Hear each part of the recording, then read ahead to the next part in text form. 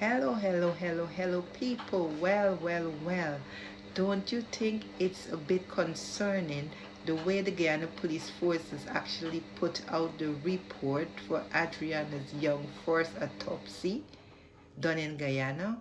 Well, I find it very puzzling and very manipulative because the family had been calling, the public had been calling for that report to be made public and to be shared, and they got nothing, we got nothing.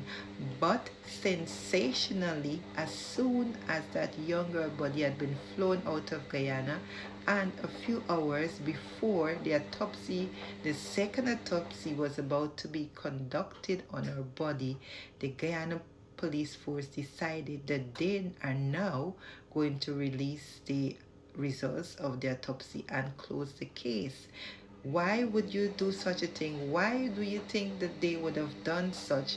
Because they're scared that if there's any new findings or any new information that will be made available from the second autopsy that contradicts their report, that they can say, well, the case is closed and we're not opening it, the case is closed, investigation is completed, she has died, we've concluded that she died from drowning. But according to the family lawyer that is representing our parents, Mr. Dexter Todd, he has called them out on their behavior. He's saying that they should not be closing the case at the moment because it's still an active investigation that's ongoing, and it is still in the information collecting stage. So they have no right and they have no power to close the case. That is up to the courts of law in Guyana to decide what evidence or new information can be brought to the case or can be admitted to the case, or when the case can be closed. So the Guyana Police Force is really and truly making people cast doubt on their actions, and it's making you think, why are they so unprofessional in their actions? Why are they trying to obstruct or hinder the investigation from going forward? Why are they trying to do that? Are they trying to cover up something? Because one would only think that, because there would be no reason. Now the family has taken the step to get an independent examination on their daughter's body. They should be taking that as a way of helping the investigation, not a way of hindering it. It's taking some of the load off of them.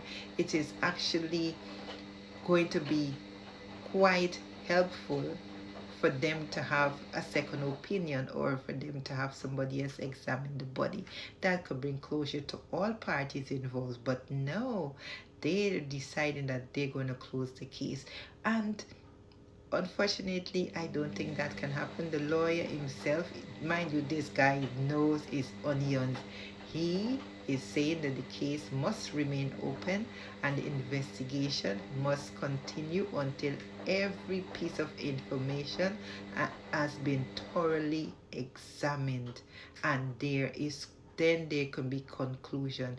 Now, he's also questioning the legitimacy of Mr. McCushion, the retired homicide officer from Canada, from the RNCP, that came to Guyana to aid in the investigation of the circumstances of the young girl's death.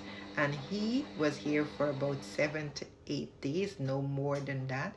He's worked with the police just over a few days and has packed his bag, left the country, went back, and somehow his report has found its way into the original autopsy report to say his investigation has concluded that the little girl drowned. Now, when did he investigate this case?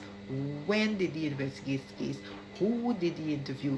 The lawyer is even saying that he hasn't even interviewed the key persons in the case, such as the girl father that retrieved her body from the pool after she was found floating dead in the pool. They have not spoken to any of them, the father, the mother, the relatives. Have they spoken to all the witnesses that the police are asking for to come forward to be questioned and give their statements? Have they spoken to Leroy Smith? Have they spoken to all the hotel staff that's been working there? Have they actually reconstructed the crime scene, and gone through different scenario, going through all? How can all of that evidence gathering and the witness statements, how can they all be completed in a few days that you can come to that conclusion? Isn't that strange, guys? Just think about it, because even as a smaller case than this will take months to be investigated and to complete its investigation, but he has come for a few days and decided that he is seen enough, there's no foul play, and that she died from drowning.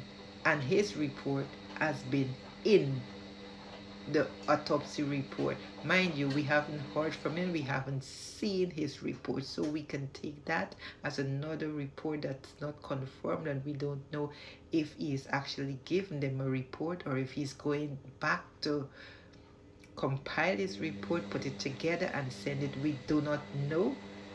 We've not been told, but we've been told very, very excitedly when he was coming. But when he left the country, it was, I would say, through the back door. It was quiet as ever, but his report has found its way in the autopsy report, because the Guyana Police Force wanted to make it clear that he has finished his investigation, and the autopsy report said that the investigation from what they've done and their findings, that she drowned, and so the case is closed, open, shut, closed, and nothing, no other information can be right or be. But mind you, what's happened to all the forensic samples that were taken, the water from the pool?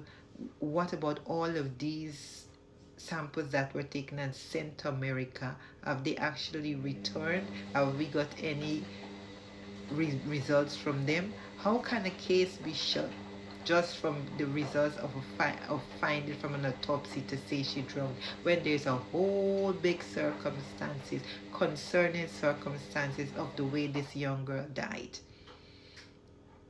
And if the Guyana Police Force is not corrupt, and it is actually wanting to be very transparent, then if they want that to happen, then they need to let the investigation continue, let all of the evidence that can be gathered and be examined before they can actually say they're closing this case.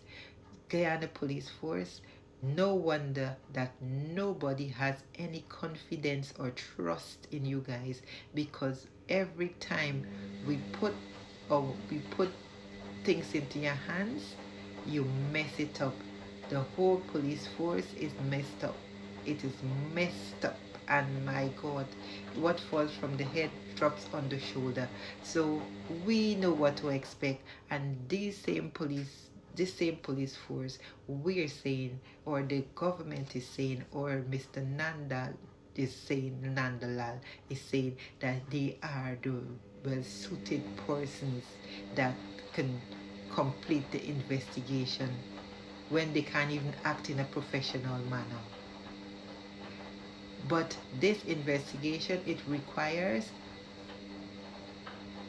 foreign agencies to come and investigate the circumstances of this girl's death, so that it can be a report that we as the Guyanese people can trust. That's my point, guys. Don't forget to like my post, share, repost, also to follow me for more updates and for more interesting developments as they come along. Thank you very much. Ponder upon these words. Ponder upon what I've just said to you.